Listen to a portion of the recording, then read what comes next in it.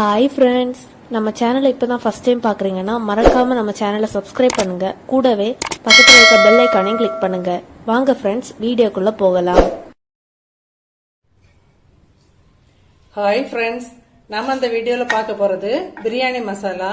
பிரியாணி மசாலா அப்படின்னு சொன்னால் நம்ம வந்து முஸ்லீம்ஸ் வீட்டில எல்லாம் ரொம்ப வாசனையாக இருக்கும். பிரியாணி வாசலில் போனாலே கல்யாண வீட்டில எல்லாம் அந்த மாதிரி மசாலா இப்போ நம்ம ரெடி பண்ண போகிறோம். வெறும் மூணு பொருள் போதும்.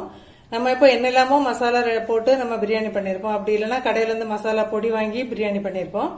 இது வந்து ஒரு சமையல்காரர் சொன்ன சீக்ரெட் வச்சு நம்ம பண்ண போகிறோம். இப்போ என்னென்ன அளவில் எப்படி எப்படி பண்ணலாம் நம்ம பார்த்துடலாம். இப்போ இந்த 3 பொருள் மட்டும் போதும். இதை போல சுருள் பட்டை எடுத்துக்கோங்க, நல்ல சுருள் பட்டை எடுத்து, அப்புறம் கொஞ்சம் ஏலக்காய், கிராம்பு வந்து நம்ம எந்த ரேஷியோ எடுக்கிறோமோ அது வந்து சிலவங்க ஊர்ல வந்து கொஞ்சம் நல்ல வாசனையான கிராம்பு கிடைக்கும். அப்படின்னா வந்து கொஞ்சம் கம்மியா எடுத்துக்கோங்க. அப்படி இல்லைன்னா நான் சொல்லக்கூடிய அளவுலயே எடுத்துக்கோங்க. இப்ப பட்டை வந்து 100 கிராம் எடுக்கிறோம் அப்படின்னு சொன்னா ஏலம் வந்து 50 கிராம் போதும். இப்ப பட்டை, ஏலம், கிராம்பு வந்து 70 கிராம் எடுக்கணும். இப்ப வந்து கொஞ்சம் ரொம்ப ஸ்மெல்லா இருக்கும், அந்த கொஞ்சம் வாசனையா இருக்கும் அப்படின்னா கொஞ்சம் கம்மி பண்ணிக்கோங்க. இப்ப பட்டை 100 கிராம், ஏலக்காய் வந்து 50 கிராம், கிராம்பு வந்து 70 கிராம், அந்த ரேஷியோல நம்ம எடுத்துக்கலாம். நீங்க வந்து இத மாதிரி இருக்க ட்ரை பண்ணி பாருங்க, கண்டிப்பா சூப்பரா இருக்கும். நான் வந்து இதே மாதிரி இதே அளவுகளோட நான் ட்ரை பண்ணி ரொம்ப வந்து ஃபிளேவர் வந்து ரொம்ப நல்ல வாசனையாட்டு இருந்து எனக்கு வந்து ரொம்ப பிடிச்சிருந்ததுனால அதை வந்து உங்க கூட ஷேர் பண்ணலான்னு இப்போ ஷேர் பண்ணியிருக்கிறேன்.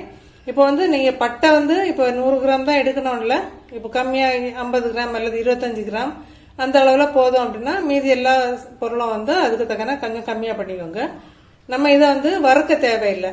நல்லா மத்தியானம் அடிக்கிற வெயில்ல 1 நாள் இல்ல 2 நாள் அப்படி நல்ல வெயில்ல வச்சுட்டு நல்லா இதை பாருங்க சுக்கு போல பொடிகிற அளவுக்கு நல்ல வெயில்ல காய வச்சு எடுத்துருக்கிறேன். இப்போ இதை வந்து ஒரு ட்ரை மிக்சி ஜார்ல சேர்த்து நம்ம பொடிச்சு எடுத்துடலாம். நீங்க வந்து இதை வந்து ஏர்டைட் பாக்ஸ்ல வந்து ஸ்டோர் பண்ணி ஃப்ரிட்ஜில் வச்சுட்டீங்க அப்படின்னு சொன்னா 6 மாசத்துல இருந்து நம்ம வந்து நீங்க வந்து அடிக்கடி அந்த டப்பா வந்து எடுத்து ஓபன் பண்ணி அந்த கேஸ் வெளியே போகாம அப்படியே வச்சிருந்தீங்க அப்படின்னா 6 மாசம் வரைக்கும் உங்களுக்கு நல்லாவே இருக்கும் அந்த வாசனை. அப்படி இல்லை உங்களுக்கு எந்த அளவு வேணுமோ நீங்க எடுத்து இப்ப பொடி பண்ணிக்கலாம். நம்ம இப்போ அதை வந்து இப்போ இந்த பட்டையை வந்து நல்ல வெயில்ல காய வச்சதுனால கை வச்சு பொடிக்கும் போதே நல்ல வாசனையா இருக்குது. இனி இப்போ மிக்சி ஜார்ல சேர்த்து பொடி பண்ணிடலாம் 3யுமே. இப்போ நம்ம இதை பொடி பண்றதுக்கு நல்ல ட்ரை மிக்சி ஜார் எடுத்துக்கோங்க. இப்போ மிக்சி ஜார் கூடவே நல்ல வெயில்ல வச்சு காய வச்சு தான் எடுத்துருக்கிறேன். இதை மாதிரி ஈரம் இல்லாம நல்ல ட்ரையா பாத்துக்கோங்க. இப்போ நம்ம 3யுமே அதில் சேர்த்து பொடி பண்ணி எடுத்துட்டு வந்துடலாம். நம்ம இப்போ மிக்சி ஜார்ல சேர்த்து பொடி பண்ணி எடுத்துட்டு வந்துட்டோம் மசாலாவை. நல்ல வாசனையா இருக்குது. நீங்க இதை போல பொடி பண்ணி ட்ரை பண்ணி பாருங்க. இப்போ இது வந்து எல்லா வெரைட்டி ரைஸுக்கும் ட்ரை பண்ணலாம். இப்போ தக்காளி சாதம், நெய் சாதம், மட்டன், சிக்கன் எந்த பிரியாணி வச்சாலும் சரி நீங்க எதுக்குமே யூஸ் பண்ணலாம். வெஜ் பிரியாணி எதுக்கு வேணா யூஸ் பண்ணலாம். இப்போ நீங்க மட்டன் பிரியாணி பண்றீங்கன்னா கொஞ்சம் மசாலா கொஞ்சம் கூடுதலா சேர்த்துக்கோங்க. இப்போ 1ல இருந்து 1.5 டீஸ்பூன் வரைக்கும் சேர்த்துக்கலாம்.